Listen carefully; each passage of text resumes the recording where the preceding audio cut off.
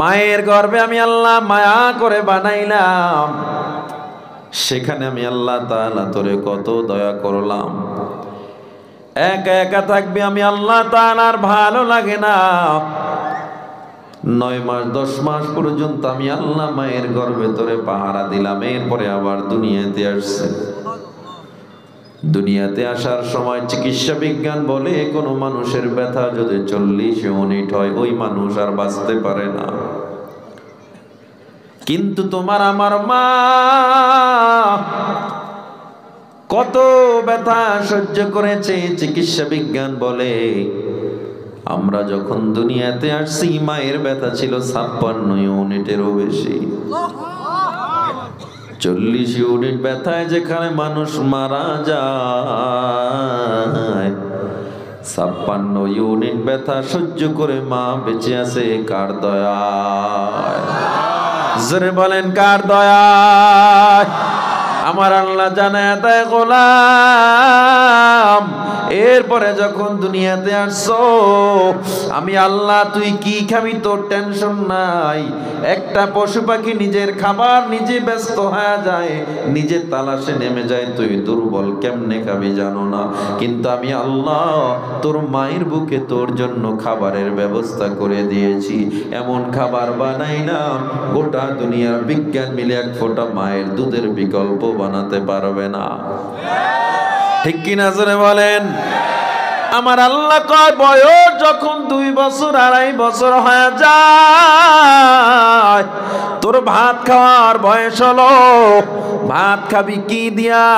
ওই ভাতটা তো শুধু শুধু মজা লাগবে না, ওই ভাতটা খাওয়ার জন্য আমি আল্লাহ তোরে মাছের ব্যবস্থা করে দিলাম। নদীতে তাকায় দেখ কত ধরনের মাছ আমি আল্লাহ বানায়া দিলাম। ইলিশ মাছের মাথায় এক ধরনের মজা, লেঞ্জার মধ্যে আলাদা মজা, পেটের মাছে আলাদা মজা, পিঠের মাছে আলাদা মজা, আবার ডিমের মধ্যে আমি আল্লাহ আলাদা মজা দিয়ে দিলাম। একটা মাছের মধ্যে এত ধরনের মজা কে দান করেছে? জোরে কও। আল্লাহ বলে মাছ খাবি খা, শুধু মাছ না, কত ধরনের গোশত আমি আল্লাহ বানাইলাম, কত ধরনের সবজি আমি আল্লাহ তাআলা বানাইলাম। বান্দা খা, আমি আল্লাহ কারণ রহমান, আমি আল্লাহ কিন্তু এখনো রাগ দেখাই নাই, রাগ দেখাই নাই। আমি আল্লাহ কত দয়ার আল্লাহ। গোটা দুনিয়ার সব গাছগুলো যদি কলম বানায় নাও, সব নদীর পানিগুলো যদি কালি বানায় নাও, আল্লাহর প্রশংসা লেখা শুরু করে দাও, তোমার ওই কালি ফুরে যাবে, কলম ফুরে যাবে, আল্লাহর প্রশংসা লেখা শেষ করা যাবে না। মুহতামিম মারকাজুস সুন্নাহ মাদ্রাসা ঢাকা হযরতকে তেনার মূল্যবান আলোচনা করার জন্য অনুরোধ করছি। আসসালামু আলাইকুম ওয়া রাহমাতুল্লাহি ওয়া বারাকাতুহু। আলহামদুলিল্লাহ الحمد لله الذي لم يزل عالما قديرا حيا قيوما سميعا بصيرا والذي أعلى معالم العلم وأعلامه وأظهر شعائر الشرع وأحكامه ونشهد أن سيدنا وسندنا وحبيبنا وطبيبنا وطبيب قلوبنا وطبيب قلوبنا ومولانا محمدا عبده ورسوله الذي أرسله إلى الناس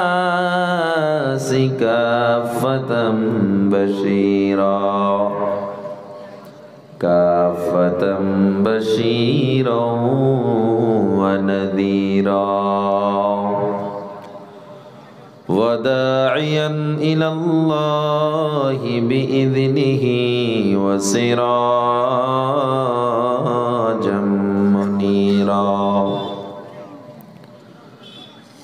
أما بعد فأعوذ بالله من الشيطان الرجيم بسم الله الرحمن الرحيم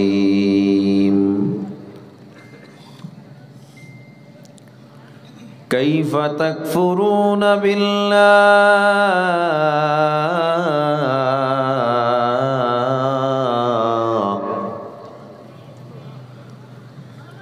كيف تكفرون بالله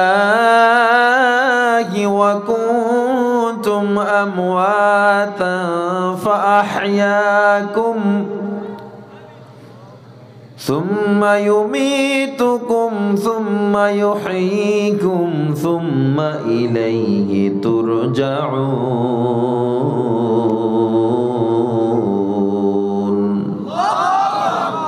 صدق الله مولانا العظيم وقال النبي صلى الله عليه وسلم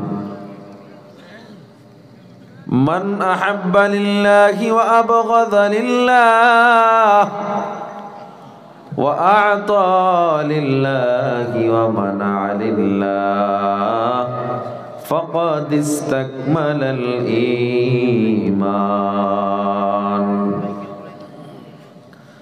درود شريف پڑھی اللهم صل على محمد وعلى آل محمد كما صليت على إبراهيم وعلى آل إبراهيم إنك حميد مجيد اللهم بارك على محمد وعلى آل محمد كما باركت على إبراهيم وعلى آل إبراهيم إنك حميد مجيد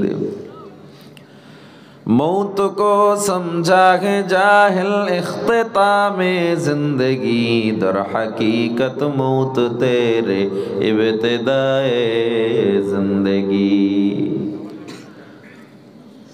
चमन सखरा भी होगा ये खबर बुलबुल को दो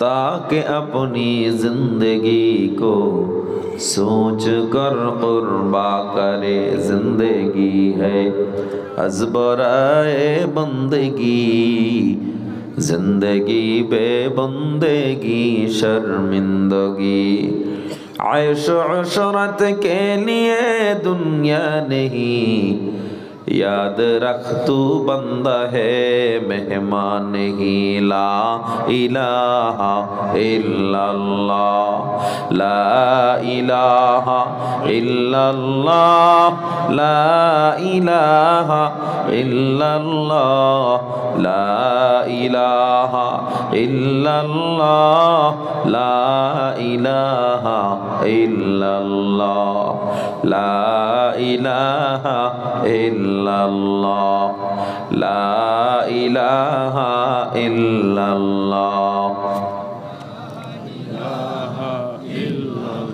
जिकिर करते कष्ट হয় इल्लल्लाह ला इलाहा इल्लल्लाह जोरे ला इलाहा इल्लल्लाह ला इलाहा इल्लल्लाह ला इलाहा इल्लल्लाह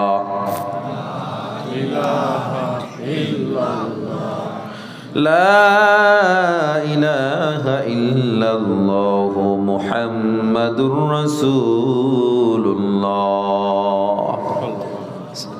আস্তাগফিরুল্লাহ রাব্বি মিন কুল্লি যামবি ওয়া আতুবু ইলাইহি লা হাওলা ওয়ালা কুওয়াতা ইল্লা বিল্লাহিল আলিয়্যিল আযীম। মধুপুর দলপাড়া কেন্দ্রীয় জামে মসজিদের উদ্যোগে আয়োজিত তাফসীরুল কোরআন মাহফিল উপস্থিত অত্র মাহফিলের সম্মানিত সভাপতি হযরত মাওলানা মুহাম্মদ সাইফুল ইসলাম, মুহতামিম জামিয়াতুস সুন্নাহ বাইতুল আমান মাদ্রাসা কলেজ রোড রংপুর। উপস্থিত আছেন হযরত মাওলানা লুৎফুর রহমান, হযরত মাওলানা নূর হোসেন সহ আর বহু উলামা ইকরাম। উপস্থিত আছেন আজকের মাহফিলের সম্মানিত প্রধান অতিথি আলহাজ তানবীর হোসেন আশরাফি, চেয়ারম্যান বাংলার চোখ ও তানবীর ওয়েলফেয়ার ফাউন্ডেশন। আরও অনেক অনেক অতিথিবৃন্দ এবং আয়োজক কমিটির সদস্যগণ উপস্থিত রয়েছেন। সার্বিক তত্ত্বাবধানে শহীদুল ইসলাম লালন, সাবেক চেয়ারম্যান 10 নং মধুপুর ইউপি। আরও অনেক ভাইয়ের উপস্থিতি আজকের এই মাহফিল সুন্দরভাবে আয়োজন করতে পেরেছে। আল্লাহ তাআলা সবার মনের নেক আশা পূরণ করে আল্লাহ উত্তম প্রতিদান দান করুক, পড়ি আমিন। কোরআন ও সুন্নাহ থেকে কিছু কথা বলবো। যদি আমরা আমলের নিয়তে শুনি, সুদূর কুয়াকাটা থেকে আমার আশাও সার্থক, ঠান্ডার ভিতরে আপনাদের বসাটাও সার্থক, ঠিক না? তো আমলের নিয়তে শোনা যাবে ইনশাআল্লাহ। এই ফাঁকা জায়গাটা পিছনের লোক যারা এটা পূরণ করে বসেন, যারা পিছনে আসতেছে এদেরকে পিছনে বসতে নেন। আপনারা একটু কষ্ট করে যারা বাম পাশে আছেন এই সামনে আগায় বসেন, এদিক থেকে ফিল আপ করে দেন। পিছন থেকে এসে না হয় আপনারা ঠেইলে এদিকে লোক ঢুকলে সমস্যা। আমরা আজ এমন একটা ময়দানে বসেছি, হাদিসে কুদসিতে পয়গম্বর বলেন, কোরআন সুন্নাহর মজলিস, জিকিরের মজলিসে বান্দা বসলে আল্লাহ সগীরা গুনাহগুলো মাফ করে দেন। সুবহানাল্লাহ। কন্যায় কারা কারা তারা বিশাল এক নিয়ামত থেকে বঞ্চিত হয়ে গেছেন। সুবহানাল্লাহ যেহেতু যারা বলেন না, আরেকবার সুযোগ দিচ্ছি, সবাই কোন সুবহানাল্লাহ।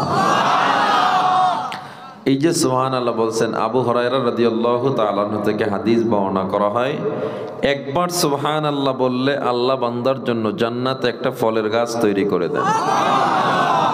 ফলের গাছটা কত বড়! আরবের দ্রুতগামী ঘোড়া ফলের গাছের ছায়ার এক মাথা থেকে যদি দৌড় শুরু করে অন্য মাথায় যেতে যেতে মিনিমাম 500 বছর সময় লাগে।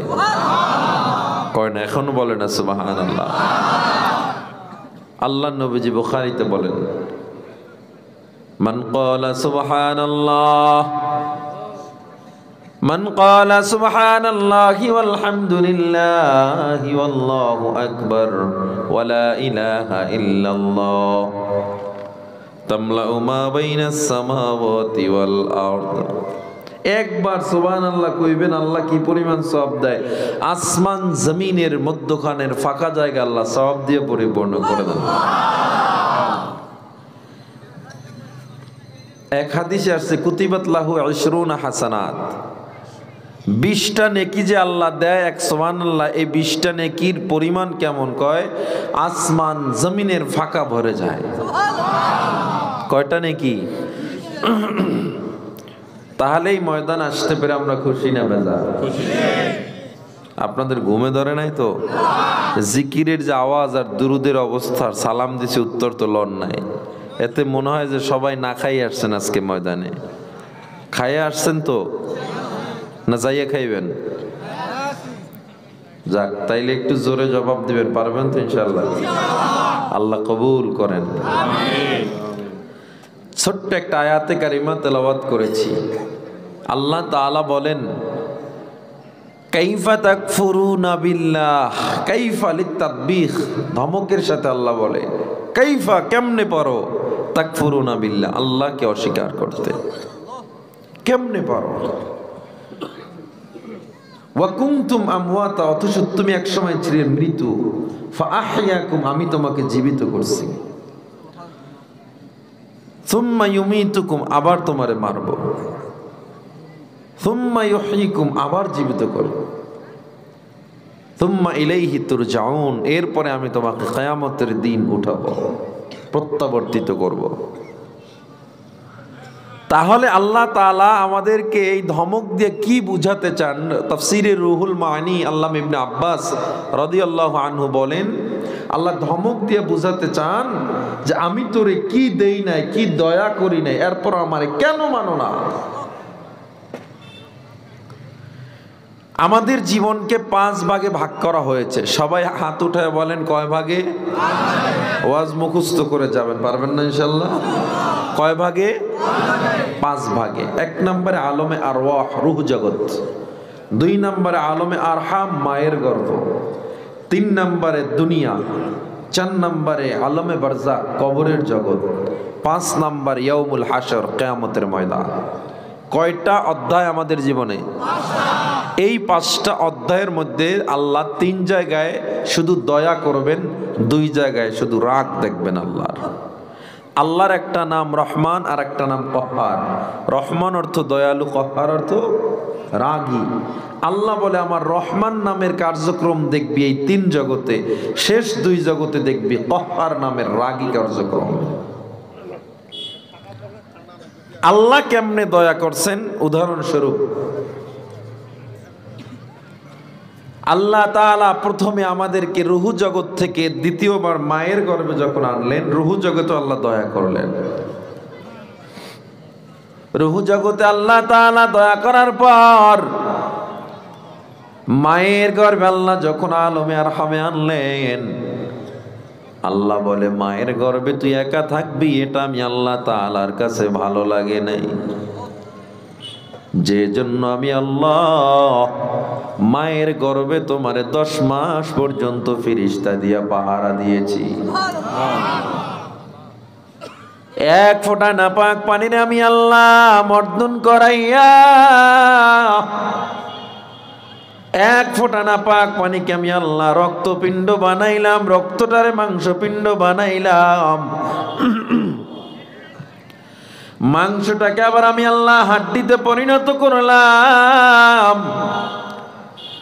এরপরে মানব আকৃতি অবয়ব দিলাম, আমি আল্লাহ ব্রেন দিলাম, হার্ট বানাইলাম, এরপরে আমি আল্লাহ রূহ ফুঁকে দিলাম। এখানে কে আছেন বলতে পারেন আমাদের রূহ আল্লাহ তাআলা দিয়েছেন, এর আগে ব্রেন এবং হার্ট বানাইছেন। তাহলে হার্ট এবং ব্রেনটির মধ্যে কোন জিনিসটা আগে বানাইছে কে বলতে পারেন? যে না পারেন বলবেন না। আগে কি আল্লাহ হার্ট বানাইছে নাকি আমাদের ব্রেন মগজ বানাইছে কে বলতে পারেন? কইছি না পারলে কথা কইবেন না। আচ্ছা, আল্লাহ আগে ব্রেন বানাইছে, এর পক্ষে কে কে? দেখি হাতে ওঠান। আল্লাহ আগে হার্ট বানাইছেন, এর পক্ষে কে কে? চুপচাপ, কেউ তো হাত ওঠায় না। কোনটা ওটাই বিপদে পড়বে আবার। দেখেন, বিজ্ঞান মাথা নিয়ে অনেক গবেষণা করছে, ব্যাপক নিউরোসায়েন্স, মাথা নিয়ে ব্যাপক গবেষণা। বিজ্ঞান বারবার বলে হার্ট এর কাজ হলো স্পন্দন করা 70-80 বার, ব্লাড সার্কুলেশন করে, মানে রক্ত সাপ্লাই দিচ্ছে 5 থেকে 7 লিটার প্রতিদিন। হার্ট অক্সিজেন নিউট্রিশন আমাদের শরীরে সাপ্লাই দিতে থাকে।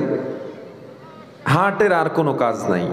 আর আল্লাহ বারবার হার্টকে গুরুত্ব দিচ্ছেন কোরআনে। সূরা বাকারায় আল্লাহ বলেন, খতামাল্লাহু আলা কুলুবিহিম ওয়া আলা সামঈহিম।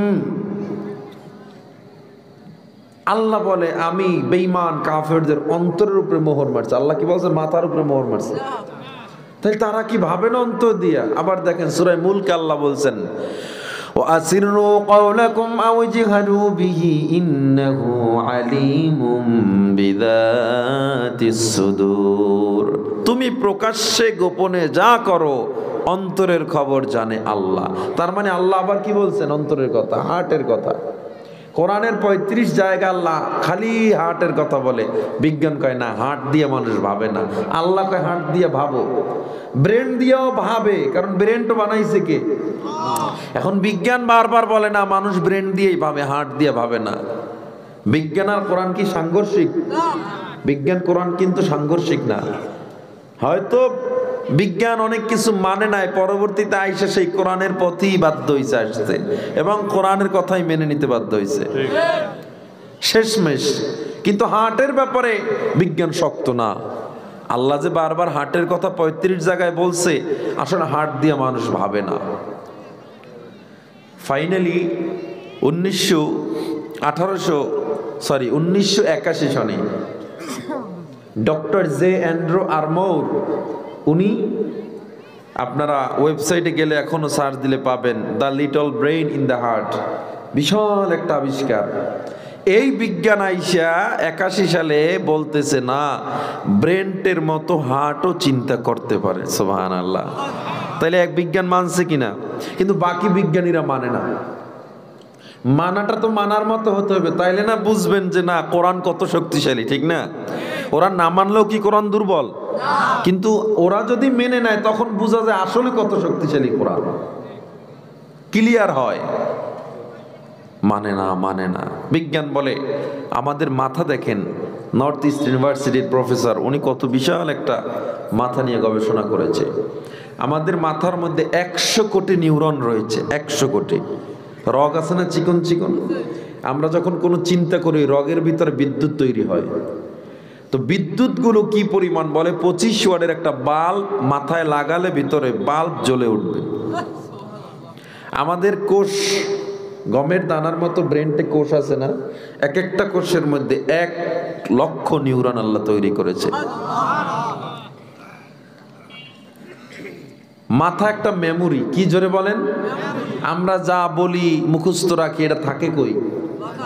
এই যে যারা বিসিএস ক্যাডার বা আমরা যারা কোরআনের হাফেজ বা পড়ালেখা অনেক বেশি যারা করে, এদের ব্রেনটা একটু বেশি ইউজ হয়, ঠিক না?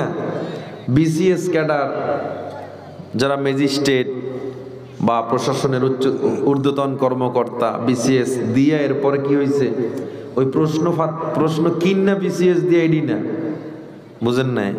প্রশ্ন তো বিক্রি হয় না, হয়েছে নি? আর আমি এইটা দিয়েই তো পতন শুরু হইলো, এবার ছাগল দিয়ে শুরু হয়েছে, ঠিক না? এরপরে ড্রাইভার যে বিসিএস প্রশ্ন বিক্রি করলো, আপনারা ভুলে গেছেন সব। নাও তো আসতে, এখন আপনাকে হয়েছে কি বুঝলাম না কিছু।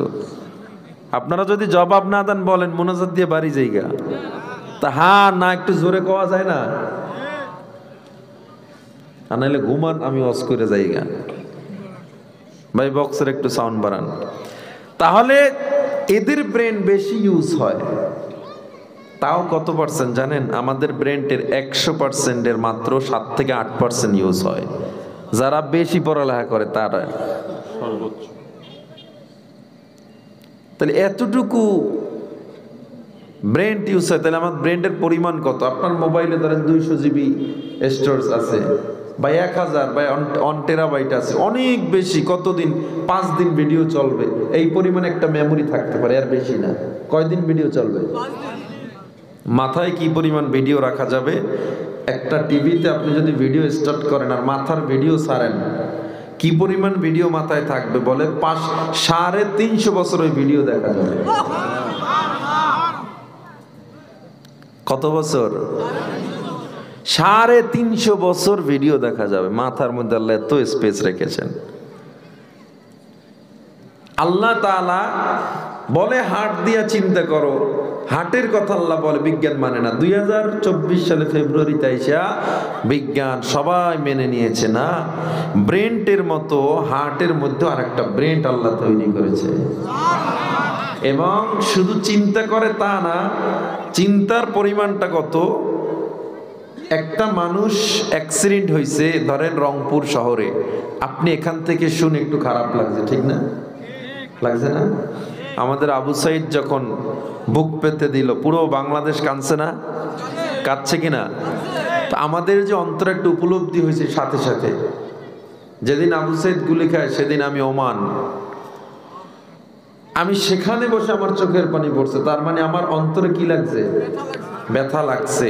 বিজ্ঞান বলে মাথায় ব্যথা লাগার আগে অন্তত 5 থেকে 6 সেকেন্ড আগে বুকে ব্যথা লাগে, হার্টে ব্যথা লাগে। অথচ এত বছর বিজ্ঞান মানে না, ফাইনালি বিজ্ঞান এসে মেনে নিছে। তাইলে কি বোঝা যায়? কোরআন হলো শ্রেষ্ঠ বিজ্ঞানী কিতাব, কোরআনই হলো শ্রেষ্ঠ cosmology, astrology, biology, geology, physics, পদার্থবিজ্ঞান, যা বলেন না কেন কোরআনের চেয়ে মহাগ্রন্থ পৃথিবী তার একটাও হতে পারে না।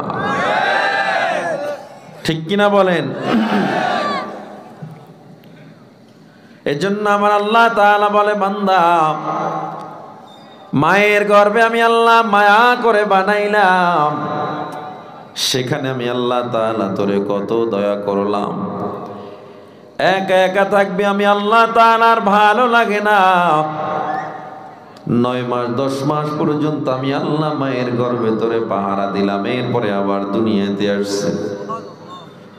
দুনিয়াতে আসার সময় চিকিৎসা বিজ্ঞান বলে কোনো মানুষের ব্যথা যদি 40 ইউনিট হয়, ওই মানুষ আর বাঁচতে পারে না।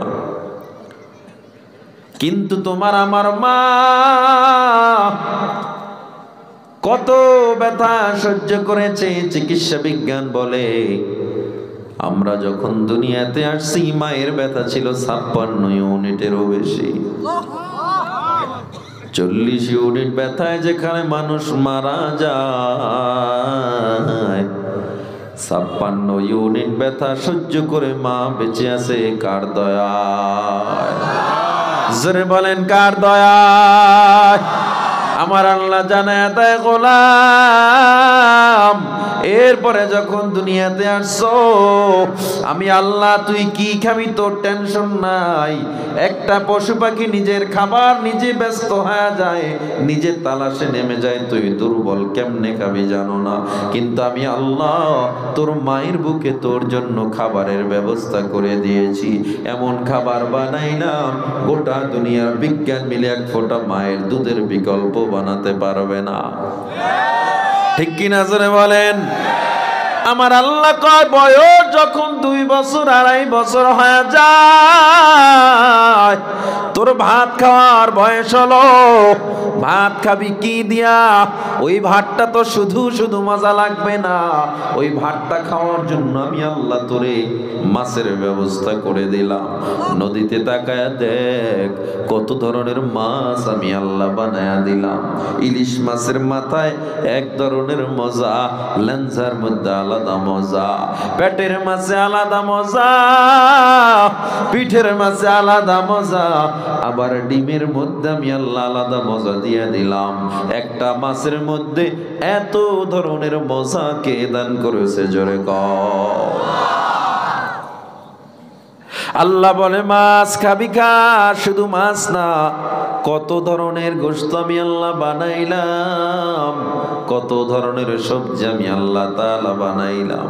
বান্দা খা, আমি আল্লাহ কারণ রহমান, আমি আল্লাহ কিন্তু এখনো রাগ দেখাই নাই, রাগ দেখাই নাই। আমি আল্লাহ কত দয়ার আল্লাহ। গোটা দুনিয়ার সব গাছগুলো যদি কলম বানায় নাও, সব নদীর পানিগুলো যদি কালি বানায় নাও, আল্লাহর প্রশংসা লেখা শুরু করে দাও, তোমার ওই কালি ফুরে যাবে, কলম ফুরে যাবে, আল্লাহর প্রশংসা লেখা শেষ করা যাবে না। শোনো তুমি মন দিয়ে কোকিলের সুর, শুনতে লাগছে দেখো কত না মধুর। মিষ্টি মিষ্টি ওই দোয়েলের গান, রয়েছে তাহাতে কি সুধা ফুরান। কোথা পেল তাহারা এ সুর অম্লান, জবাব পাবে দিল খোদা মহিয়ান। আল্লাহ মহান, আল্লাহ মহান, আল্লাহ মহান, আল্লাহ মহান, আল্লাহ মহান, আল্লাহ মহান, আল্লাহ মহান। সাগর নদী আর পাহাড় বনে পাখিদের গুনগুন গুঞ্জরণে ভেসে আসে ওই সুমধুর তান, চারিদিকে শোনো আল্লাহর জয়গান। আল্লাহ মহান, আল্লাহ মহান, আল্লাহ মহান, আল্লাহ মহান, আল্লাহ মহান, আল্লাহ মহান, আল্লাহ মহান। বলো যদি আকাশের চাঁদ তারা কোথা পেলে স্নিগ্ধ এ জোছনা ধারা, সূর্যকে বলো যদি কোথা পেলে আলো, রাত্রি হলো কেন নিকষ কালো, কোথা পেল মানব এক জীবন বিধান, কোথা পেল মানব এক আল কোরআন, জবাব একটা সবই আল্লাহর দান। আল্লাহ মহান, আল্লাহ মহান, আল্লাহ মহান, আল্লাহ মহান, আল্লাহ মহান, আল্লাহ মহান, আল্লাহ মহান। জবান খুলে জোরে বলেন কে মহান, আরো জোরে বলেন কে মহান। আমাদের খাওয়ায় কে, নদীর থেকে মাছ দেয় কে, আবার সাগরের তলদেশে মুক্তা দেয় কে, জোরে বলেন কে। ইয়াখরুজু মিনহুমাল লুউলুউ ওয়াল মারজান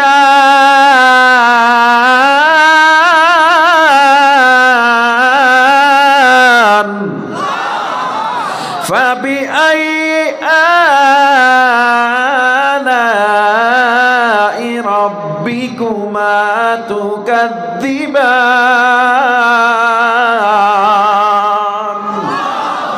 আল্লাহ বলে বান্দা সাগরের তলদেশ থেকে জিনুকের মুখ থেকে মুক্তা দেই আমি আল্লাহ, আমি আল্লাহ কত দয়ার আল্লাহ। আল্লাহ তাআলা বলে মাটির জমিন থেকে আমি আল্লাহ খনিজ পদার্থ দেই, এই খনিজ পদার্থের পাওয়ার কেমন। আল্লাহ তাআলা বলেন মাটির মধ্যে আমি আল্লাহ লোহা দিলাম। সূরা হাদীদের 25 নম্বর আয়াত রিসার্চ করে দেখেন লোহা কত বড় পদার্থ। আল্লাহ বলে লোহা এমন একটা পদার্থ পৃথিবীর কোন মানুষ লোহা ছাড়া চলতে পারবে না। আমার গায়ের এই কাপড়ে কোনো লোহা আছে নাকি? কিন্তু লোহার মেশিন ছাড়া বানানো গেছে নাকি? লোহা ছাড়া পৃথিবীতে কিচ্ছু নাই। একদিন একা একা চিন্তা করে দেখবেন লোহার সার নির্যাস প্রত্যেকটা জিনিসে আছে। লোহা কে দিয়েছে? কি গেছে ওই লোহা? খনিজ পদার্থ মাটির নিচে আল্লাহ লোহা দিলেন, কয়লা দিলেন, তৈল দিলেন আল্লাহ, মাটির নিচে স্বর্ণ দিলেন আল্লাহ। আল্লাহ যদি বন্ধ করে দেয় পৃথিবীর কোন মানুষ উঠানোর শক্তি আছে?